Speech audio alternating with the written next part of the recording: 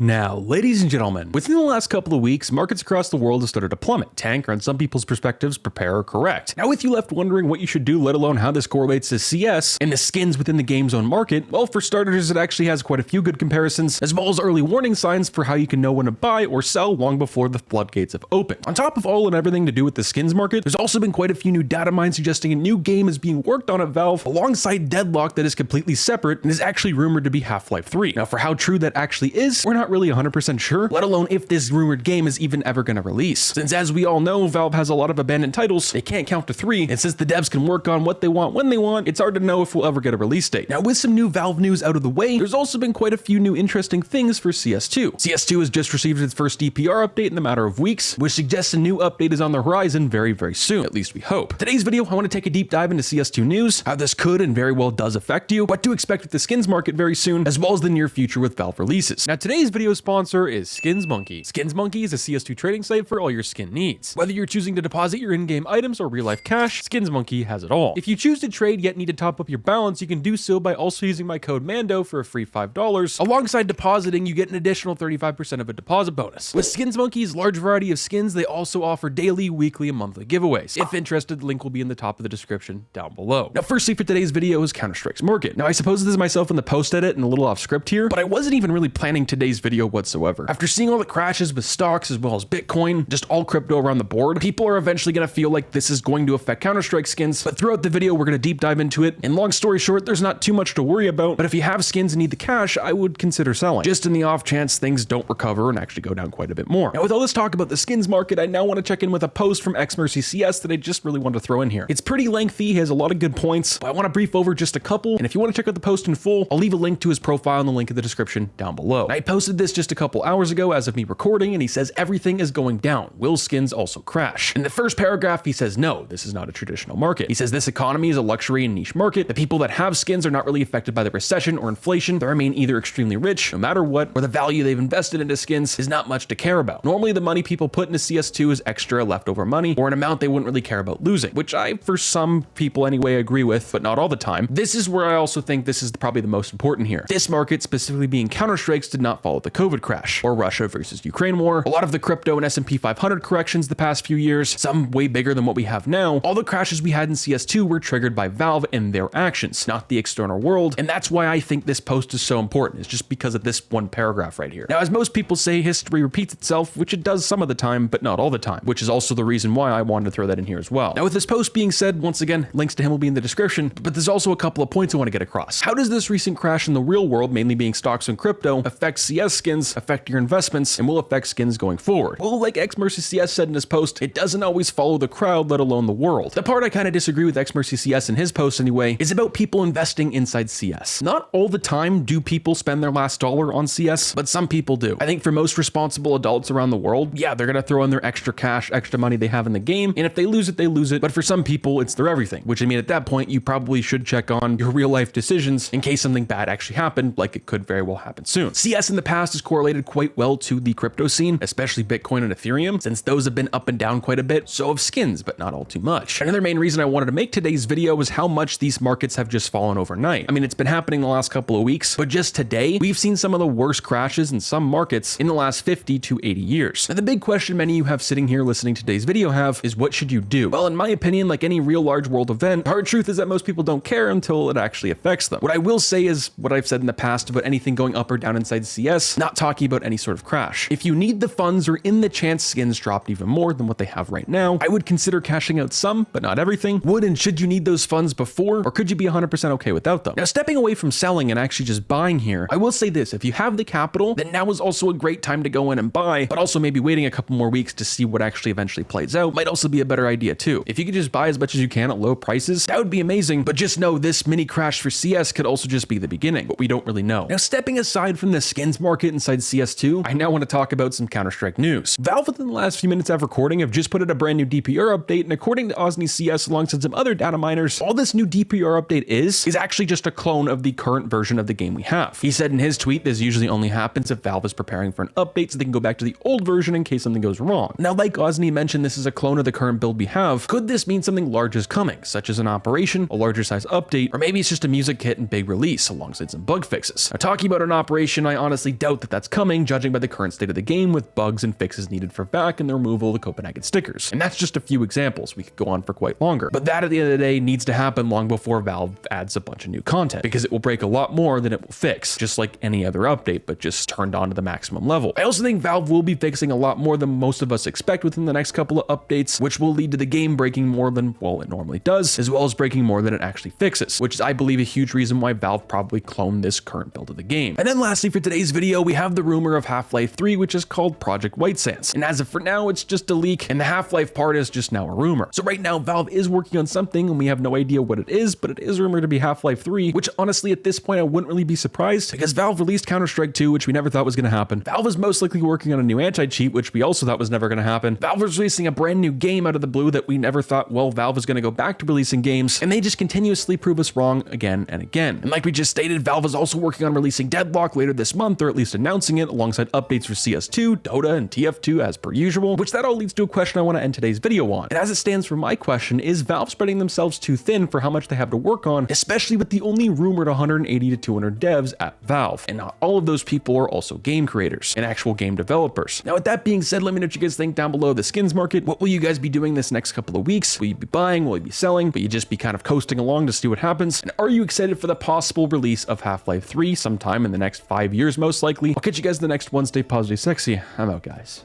Peace.